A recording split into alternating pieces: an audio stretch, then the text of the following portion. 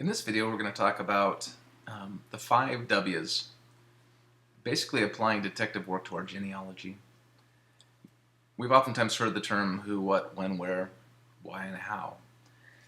But we're going to do this to be able to understand our ancestors even better. Rather than just being a name and a date on a piece of paper, we're going to try to dig into their lives. We're going to try to find the structure of their lives and who they were as people. Oftentimes we can get into genealogical work and we get caught up into maybe the numbers, or maybe trying to get as many things done as possible or as orderly as possible. And that's good, that's fine. But when we truly understand our ancestors, when we truly try to look into who they are, that's when our hearts become turned towards one another. When we actually become tied to them. So what we're going to do is we're going to look at these different aspects, and we're going to consider it kind of like a crime scene. When we look at criminal cases, we want to understand all the different aspects of who they are. So we're going to take those skills and take those techniques and apply it to our genealogy. And as we do that, we are going to you'll find that you will understand much more about them, and you'll learn a lot on the way too, things that you had no concept of. This is something that in his book Bar Kokhba, the archaeologist Yigael Yadin had done a dig in Ian Getty, that area, and he had found several things, and in it he called it he says, "I was engulfed by a strange feeling, the same that had pervaded me when I first read the Bar Kokhba letters, the feeling of being physically in touch with people who had lived 1,000 years ago." I thought that really captured the feeling that comes when you truly understand the people that basically lived and were the reason that you're alive today. So let's take a look at some of these things. We'll go ahead and go over to family search here, and we'll take a look at some progenitors. We looked at James Kite last time. Let's go a different direction. Let's go back a bit.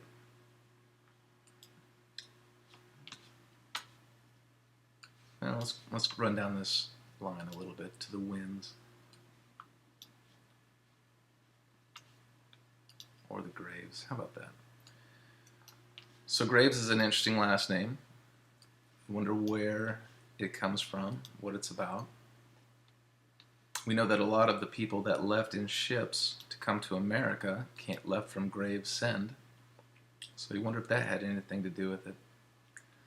So let's take a look at Henry Graves, that lived in 1558. And in fact, let's pull up his tree.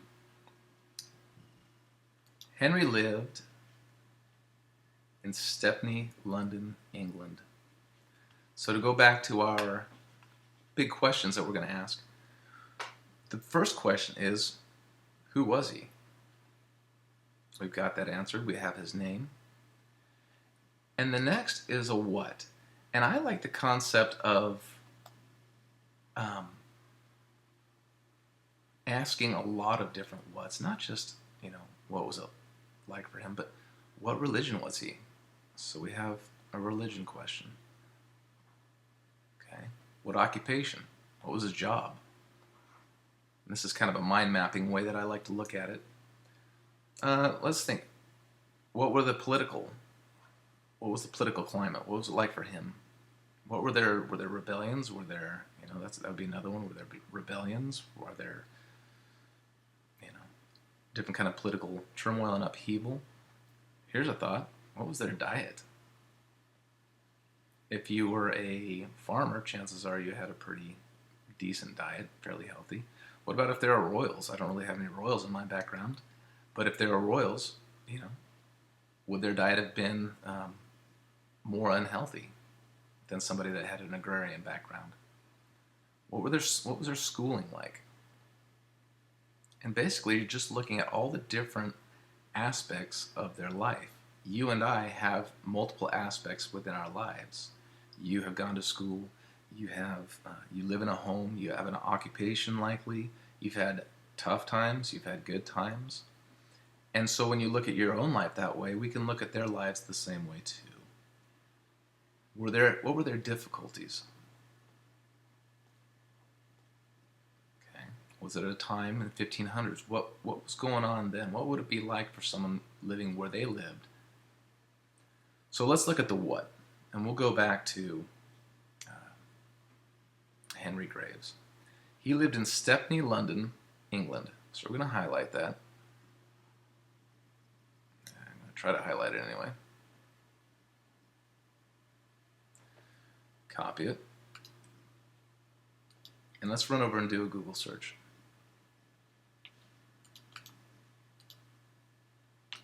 As always, I like to throw in a little clarifier.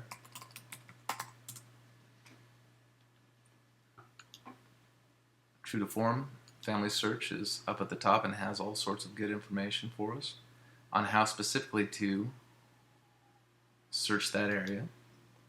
And let's go to images. Right away we start to see maps. We start to see churches. We start to see buildings. Oh, look at this.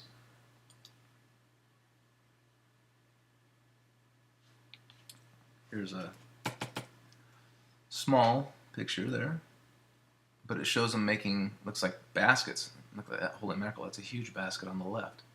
Look at the little boy up front. Back then there were no real child labor laws as far as we know, so he was probably one of the many that were in there making those baskets right along with them. So you can start to get a sense. You look at the clothing, you look at the fact that, you know, nowadays we don't wear hats hardly. But almost everybody, very few, didn't have a hat on their head.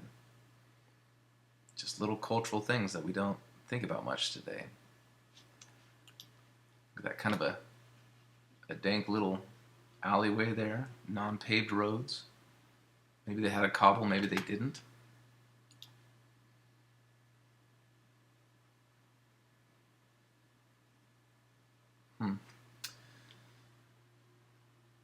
So right off the bat, we've been able to see some interesting things about that area, and we're going to get an understanding about that area. So let's click on and see what we learn here from Family Search. Here's an entire guide to their parishes.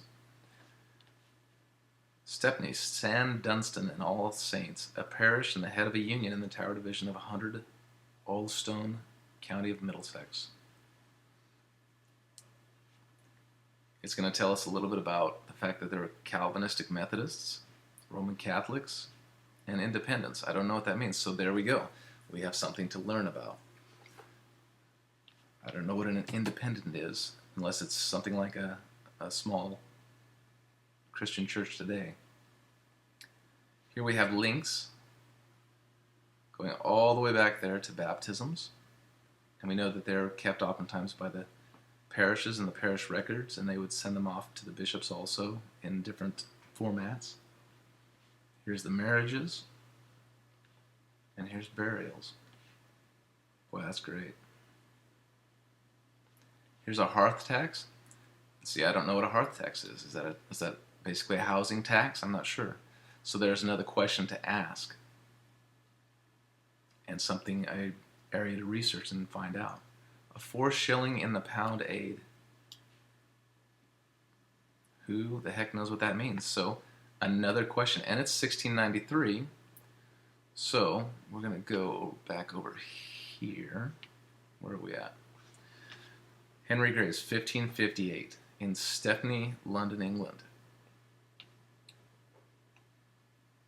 So a little after that time, but who knows if this was still in play.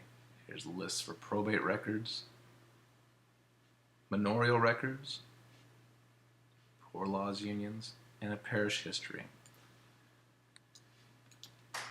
So now when you look at this name, Henry Graves, it's no longer just his name, it's no longer just some dates.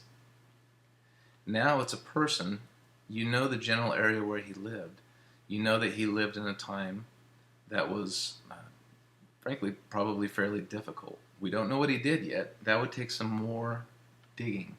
And a matter of fact, let's do that. Let's do a quick internet search.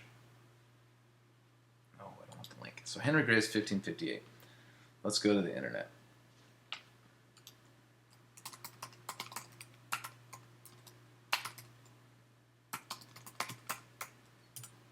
All right. So we'll throw all those in together. There's a John Henry Graves.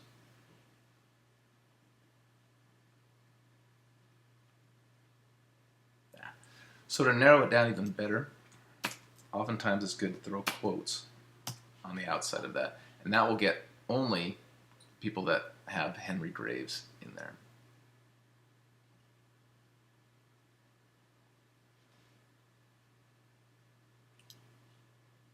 So here's the text from archives.com.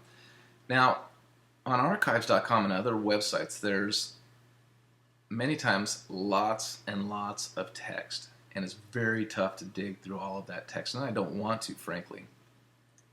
Except for the fact that I just found it. That's pretty good. But if you didn't just happen to find it in the top one, and there's pages and pages and pages of different text, if you're using an Apple, hit the Command F button. What that does is it brings up a search box. Then it will search the different text on the page. So on here, we're going to type Graves. And it will show you that there's more than 1,000 matches. Okay, we need to narrow it down. John Graves. 28 matches. Very cool.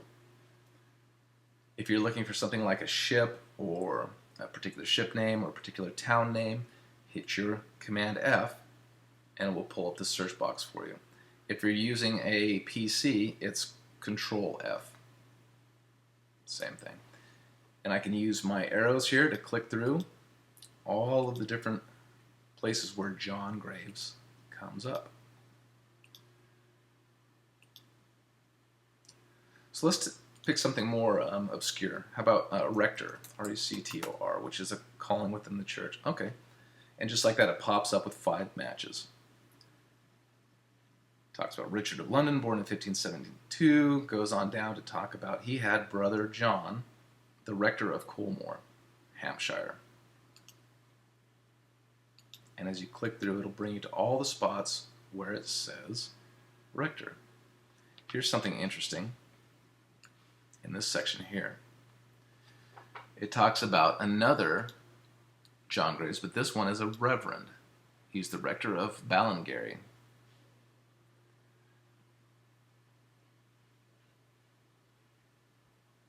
And this person here is interesting. Published his important work on the Pentateuch, which is the first 5 books of the Bible. So, a couple of quick tips for how to find out information on somebody and build the structure around them. When did they live? Where did they live? And each time you get to one of these things, there's always a what question. Actually, several what questions. When did he live? What was it like when he lived in that time? Where did he live? What was it like? In this case, you could ask, why did he come to America, if he did come to America? I have family members that were imprisoned and sent to Australia. Question is why? Why did they go to Australia? And then you can begin a deeper look into why. And what you find is that oftentimes there's ship records, there's doctor's records, there's newspaper clippings about when the ships came into town. A little bit of information on that. And as you find these bits of information, what you're finding is that you're finding the structure of the person. You're finding who they are. You're basically finding the framework for their life. And as you find the framework for their life, you can actually start to put together a story. And it's their story. I'll show you a quick link on the internet real quick.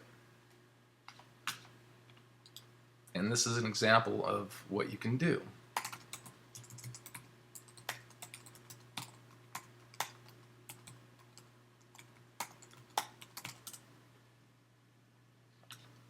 Oh, come on, you.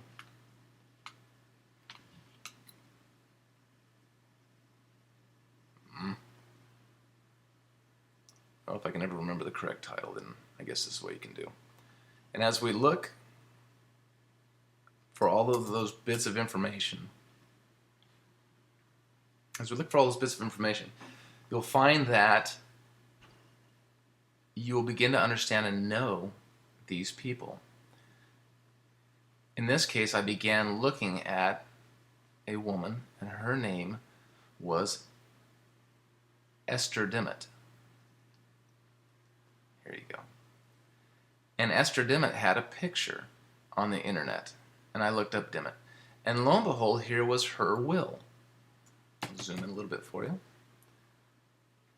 Her will is written in language that's very difficult for me to read. Luckily, I have friends who are able to read the most of it, and they were able to translate for me. And so now we can read the will of Esther Dimmitt. We miss some words, that's okay, but we get the idea. And we understand that she had a son named William, and she had a daughter named Sarah. And as we look down and we do a little bit of a Google search, a street view, this is actually the house where she lived. She lived in, William was born basically in 1801. And this was the house where Esther lived. And it still stands today. And as you continue to search, you can find bits of information. Different things, like in this case, there was her information on her being buried. And as you go down, you find out that her son William got in some pretty big trouble. He got in some trouble with the law in the parish of St. Saviour within the boroughs of Southwark in the county of Surrey, England. When he was 19, he got arrested for burglary. And what's interesting, in later court proceedings, it lists all of the things that he stole. And there it is, and there's the value. Interestingly enough, in 1820, March 23rd, he was ordered to be hanged until he died. But at the mercy of King George the Fourth, thank you very much, he was allowed to be shipped to New South Wales, NSW. I didn't know what NSW was. And what you find is that New South Wales is Australia. And so as you begin to dig deeper and deeper, you find things like, here's the original shipping manifest where he was, here's his name, 19 years of age, and he was sentenced to life in Australia, New South Wales. He was convicted at Kingston upon Thames, which, here's a question, where's that? And why is that? Is there a court there? For the felony of burglary. And here's a picture. This isn't a direct picture of him or anything like that, but this is a picture of the area where he was sent in Sydney. As you go down, the Old Bailey Court listed him and the ship that he was sent on. And the ship that he was sent on, if I can find it, it's a little small.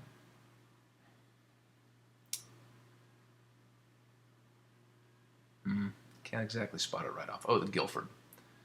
And it says that he absconded, so he escaped in June of 1821. So 1 year later, he gets out and is on his way. And here's the story of that. You find letters of them saying that he escaped.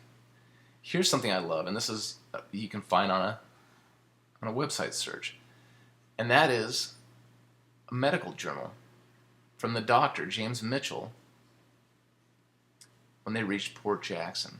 And he talks about how they were clean, and there's 12 cases of catarrh, which I don't know what that is, so one more thing to start searching for to find out more about it. Did this William, did he get the same problem? And you always want to put your sources in there.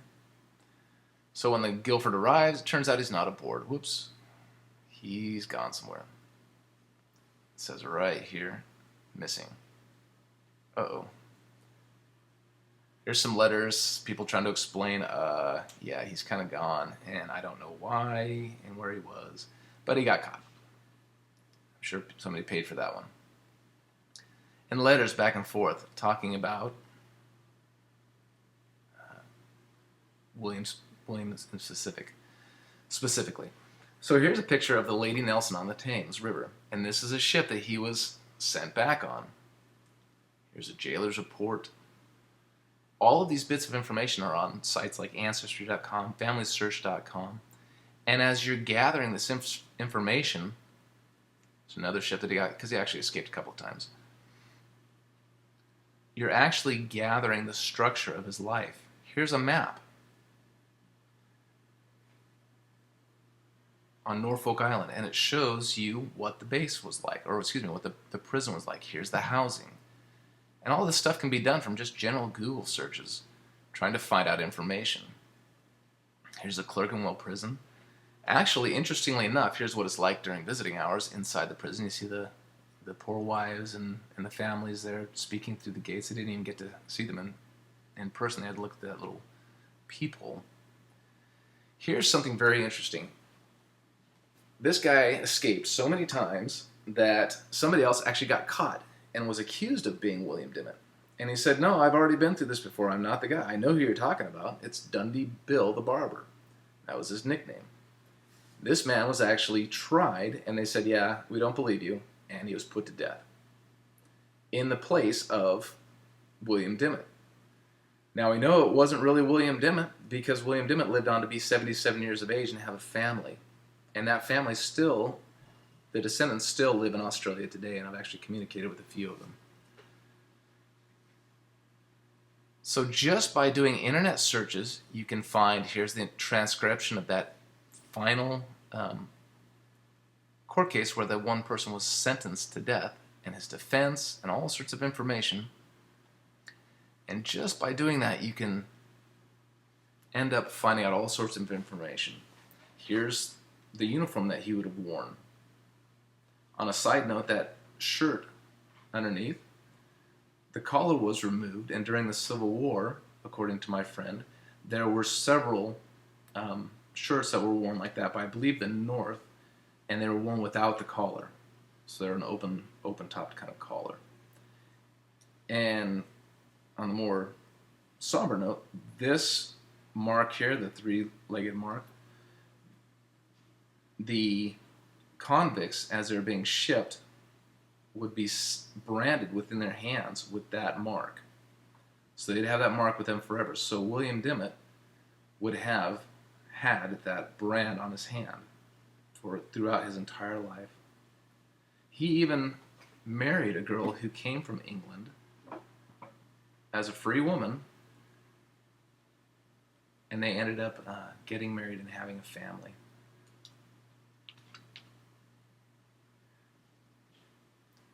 In communicating with one of the descendants, who was actually a great genealogist, he sent me some pictures that I didn't have.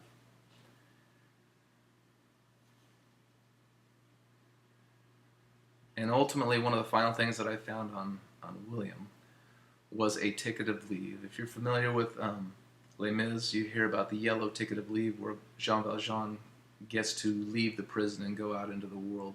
He gets his yellow ticket of leave. This is a ticket of leave. And what's more interesting on this ticket of leave, it gives a description. He initially came over on the Sarah.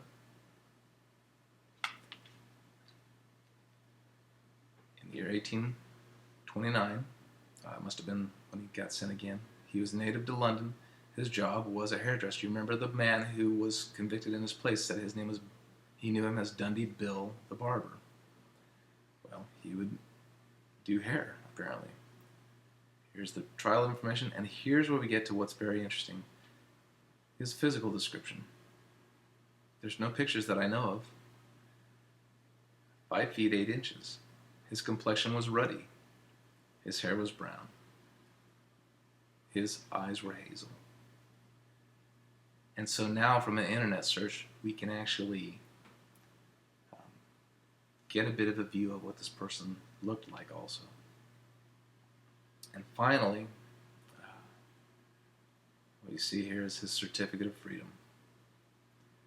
So 18th of July, 1843, he was released.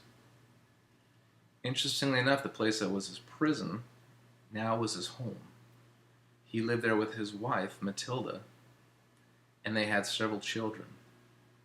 And as they had several children, those children had children, and on and on. And they still are alive there today. There's still many, many, many people that hearken back to this one man. And, for better or for worse, he had made a mistake and was sent to the penal colony of New South Wales.